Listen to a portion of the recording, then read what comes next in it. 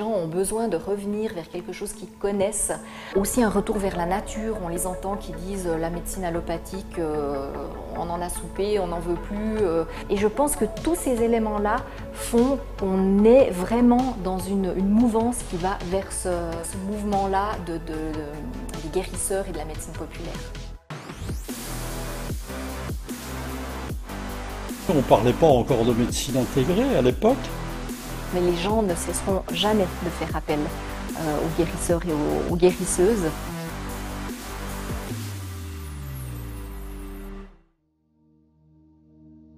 Je suis collaboratrice scientifique au Tibet Museum, j'enseigne aussi à Unidistance et puis j'écris, je continue mes recherches sur les guérisseurs en Suisse romande.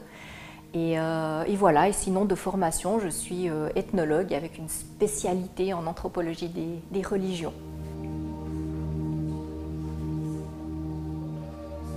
Alors je me suis intéressée au sujet des guérisseurs parce que enfant j'avais été soignée par une rebouteuse et puis un faiseur de secrets qui avait soigné des verrues que j'avais sur une main. Ensuite, j'ai toujours été intéressée par le côté médecine parallèle, etc. Et j'ai fait mes études à l'université de Berne et quand il a fallu choisir un sujet de recherche, de mémoire de licence, à l'époque ça s'appelait comme ça, eh bien je me suis tout simplement demandé qu'est-ce que les guérisseurs sont devenus. La médecine progresse continuellement et puis voilà, entre mon enfance et le moment où j'ai fait ce travail, beaucoup d'années s'étaient écoulées et je me suis tout simplement demandé est-ce qu'ils existent encore, est-ce qu'il y a une raison, pourquoi, s'ils sont là, et puis j'ai découvert que non seulement ils existent, mais ils se renouvellent, ils sont continuellement là, il y a une nouvelle génération qui arrive. Donc voilà comment j'ai mis le pied à l'étrier, si on peut dire comme ça. Alors effectivement, le thème des guérisseurs ou de la médecine populaire est un sujet très à la mode. Maintenant, je ne suis pas sûre que mon livre ait vraiment totalement contribué à ce succès-là, ou en tout cas de cette vague d'intérêt pour les guérisseurs. Il a probablement entrouvert une porte, mais c'était quelque chose qui était déjà en mouvement depuis quelques années. Maintenant, expliquer le succès des guérisseurs, ou en tout cas ce regain d'intérêt, je pense qu'il y a plusieurs éléments qui entrent en ligne de compte. Le premier, c'est vraiment ce retour aux sources. Les gens ont besoin de revenir vers quelque chose qu'ils connaissent. Aussi un retour vers la nature, on les entend qui disent la médecine allopathique, on en a soupé, on n'en veut plus, on en a marre d'être considérés comme des numéros, c'est vraiment qui se reflètent dans leur discours. Et puis, il y a aussi cette recherche d'une prise en compte globale de l'être humain. Ce n'est pas seulement un physique ou un corps qui est coupé en plusieurs morceaux dont les médecins sont spécialistes, mais c'est aussi quelque chose d'énergétique, c'est une inscription aussi dans un contexte social. Et je pense que tous ces éléments-là font qu'on est vraiment dans une mouvance qui va vers ce mouvement-là des guérisseurs et de la médecine populaire. On assiste à un retour de ces médecines qu'on peut appeler parallèles, alternatives, etc., dont la médecine populaire fait partie. C'est vrai que moi je traite du sujet des guérisseurs, donc c'est des gens qui ont un don, qui n'apprennent pas forcément quelque chose, alors que les thérapeutes qui sont actifs justement dans ces médecines parallèles, eux apprennent, hein, ils suivent une école, ils ont des diplômes, etc. Donc peut-être c'est une distinction à faire, mais c'est vrai qu'au niveau vraiment de tout ce qu'on appelle thérapie alternative, c'est totalement là, on commence gentiment à les intégrer aussi dans la médecine allopathique, dans les hôpitaux. Certains médecins se forment, enfin on voit que c'est présent. Et puis par rapport à la différence entre la Suisse romande et peut-être la France, c'est sûr qu'il y en a une. Je dirais qu'elle est principalement légale, plus que sociale, à savoir qu'en France, la loi accuse très rapidement les guérisseurs de pratiques illégales de la médecine. Donc ils sont obligés un peu de pratiquer dans l'ombre, donc assez cachés, tandis qu'en Suisse, il n'y a pas tellement de législation. Quelques cantons en ont une très légère, et ça permet vraiment aux guérisseurs d'exister. Donc ça, c'est une différence qui est assez flagrante. Et puis une deuxième peut-être différence, c'est l'évolution aussi intellectuelle de la France, qui a tendance à aller vers vers l'hyper-laïcité, vers l'hyper-scientificité, ça s'explique historiquement. Puis en Suisse, c'est pas qu'on soit du tout en retard, mais on a une autre vision beaucoup plus englobante des traditions populaires. Il y a effectivement une évolution du milieu médical en Suisse par rapport à l'intégration de ces pratiques populaires, où les autres aussi, hein, les thérapeutes sont aussi intégrés au même titre.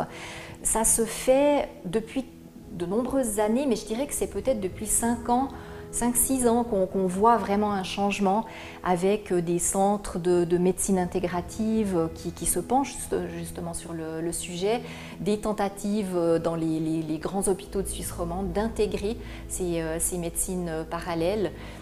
Pour les médecines populaires, oui, ça se fait parce que les gens en parlent à leur médecin, ils osent enfin dire « je suis allé chez un guérisseur » ou chez une guérisseuse, et donc voilà, les médecins ne peuvent plus fermer les yeux, et donc il y a un intérêt qui est là, qui est vivant, qui est en cours et qui, j'espère, va se développer.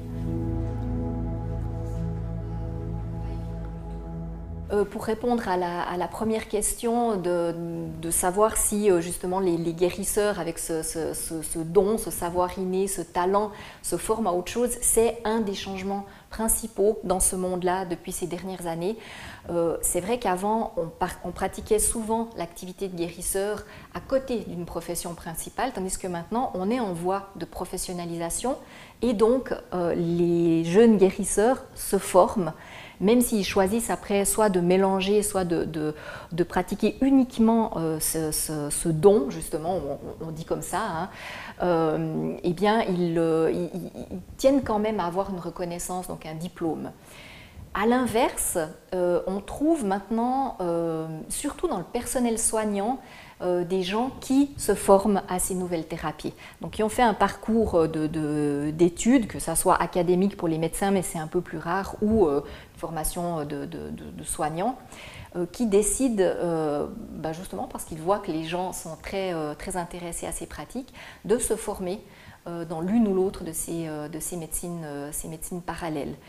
Concernant les soins populaires, là c'est un petit peu plus difficile. On trouve quelques médecins qui se déclarent en disant voilà, j'ai le secret, je peux intervenir en cas de brûlure, d'hémorragie, etc. Mais c'est quand même assez rare, donc je dirais que c'est plutôt les soignants qui se forment. Et puis comme ça se fait à distance, en tout cas pour le secret, c'est pas du tout un problème de les intégrer dans les hôpitaux. La présence physique sur les lieux pose encore problème. Mais voilà, on y est d'un côté et de l'autre. On voit qu'il y a un mélange qui est en train de se créer. C'est vrai qu'on n'a toujours pas d'explication scientifique, donc de preuves scientifiques. Il y a des recherches qui se font pour la guérison à distance, etc., mais ce n'est pas encore du tout abouti. Donc, il y avait vraiment le guérisseur qui se positionnait dans ce lien vers le sacré.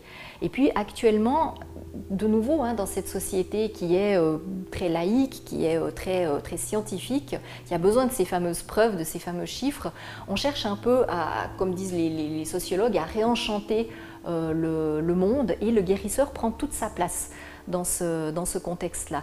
Ça ne l'empêche pas pour autant de se former. Donc d'apprendre peut-être l'anatomie pour les rebouteux. Donc ils essayent de comprendre un peu ce qu'ils font, ce qui se passe, même s'ils n'ont finalement pas vraiment d'explications voilà, qui tiennent la route dans l'état de nos connaissances scientifiques. Il y a vraiment une cohabitation, en tout cas, qui est en train de s'installer. Et ça, elle se fait à travers les patients ou les consultants, on peut les appeler comme on veut.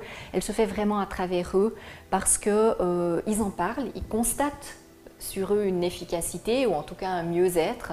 Et puis voilà, on arrive à des situations où par exemple dans les services d'oncologie, dans les hôpitaux romans, quand il y a des radiothérapies qui ont lieu, eh bien, on propose, si ce n'est pas le personnel soignant, c'est les autres patients, on propose de faire appel à des coupeurs de feu pour lutter contre les effets secondaires. Et ça, c'est quelque chose qui est totalement là. C'est un très bon exemple de cette cohabitation. Et puis, quand même, de plus en plus on a de connaissances scientifiques et plus on constate qu'on n'est pas encore au bout de ces connaissances. Et donc, il y a une certaine humilité là de la part des chercheurs qui s'installent et qui disent « Ok, on ne comprend pas, on n'arrive pas à expliquer, mais ça ne veut pas dire que ça n'existe pas. » Et ça, c'est actuellement très très important. Alors c'est vrai que les chirurgiens qu'on considère un peu comme des mécaniciens, d'abord ils ont aussi d'autres fonctions, d'autres activités qui sont importantes. La biomédecine en elle-même, au niveau des connaissances, elle n'est pas en recul. Elle est même plutôt en progrès. On fait des découvertes, si on fait le lien avec le Covid, l'épidémie de Covid en ce moment, le vaccin qu'on a trouvé en une année environ, c'est vraiment incroyable. Donc non, elle n'est pas en recul à ce niveau-là. Elle est plutôt en recul au niveau de la considération de l'être humain. Donc c'est en train de changer. C'est pour ça que je dis je ne suis pas sûre qu'ils vont complètement disparaître pour laisser la place qu'aux chirurgiens. C'est en train de changer parce que les médecins se rendent compte qu'il y a tout ce côté psychologique, sans parler d'énergétique et d'autres, de corps éthéré, etc., pour entrer dans quelque chose qui est plus du domaine des guérisseurs ou des thérapeutes, mais qu'il y a vraiment ce besoin d'écoute, ce besoin de contact.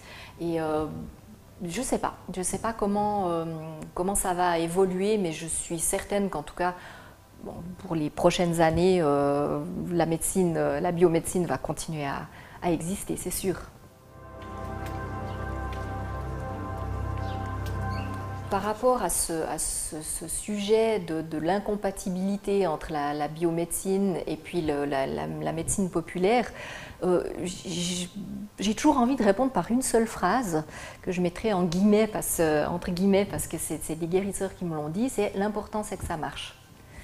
Donc voilà, même les médecins, je discute avec eux aussi, pas qu'avec les guérisseurs, me disent voilà, on n'explique pas tout, mais on constate qu'il y a un mieux-être. Donc finalement, on ne fait pas le même métier, bien sûr, les formations sont différentes, la pratique est totalement différente, mais finalement le but est le même et c'est le bien-être, voire dans le meilleur des cas la guérison des gens qui sont en souffrance. Et à ce niveau-là, je trouve que ça résume tout. L'important, c'est que ça marche. On vit actuellement un peu une convergence des médecines ou des technologies de pointe avec l'intérêt en tout cas qu'il y a pour la spiritualité. On trouve par exemple dans les neurosciences, neuropsychologie aussi, avec des électrodes, on va essayer de comprendre la transe, on va essayer de comprendre la prière, est-ce qu'il y a des zones du cerveau qui s'allument, enfin voilà, c'est quelque chose maintenant qui est très intéressant. Il y a déjà des découvertes qui ont abouti. Et puis voilà, c'est non seulement d'un intérêt, je dirais, pour l'humanité, un peu pour parler de choses très grandes, mais aussi ces sciences-là se disent il y a quelque chose d'autre. On découvre énormément de propriétés physiques, d'explications du fonctionnement, que ce soit du monde ou même du corps humain, mais il y a certaines zones qui ne sont pas encore... enfin, tout est ouvert, elles ne sont pas explorées, tout est ouvert et il y a un réel intérêt de la part des sciences dures, comme on les appelle, des sciences naturelles, pour ce domaine un peu, on pourrait presque parler du sacré. L'avenir de la médecine intégrative, alors c'est sûr que j'aimerais bien me transformer en Madame Irma pour pouvoir vous répondre, mais je pense que si il n'y a pas de grands changements, et là je pense de grands changements, peut-être de certains scandales qui pourraient avoir lieu en lien avec les thérapies alternatives, la médecine populaire, etc., des abus, Je pense que ça va de plus en plus faire partie de cette médecine allopathique. Maintenant, si on a une grosse catastrophe, ça va peut-être repartir tout dans l'ombre, mais les gens ne cesseront jamais de faire appel aux guérisseurs et aux guérisseuses. J'espère que cette médecine intégrative va pouvoir évoluer, va de plus en plus pouvoir intégrer des médecines parallèles, mais pour la médecine populaire, on est dans une situation où ça devient très délicat parce qu'on n'arrive pas à tester la pratique des guérisseurs. Il n'y a pas de protocole qui est établi et donc on bute un peu contre quelque chose qui va être difficile à passer plus tard. Mais je prédis en tout cas dans les, mettons 10 prochaines années au lieu des 20 prochaines années, un bel avenir pour la médecine intégrative.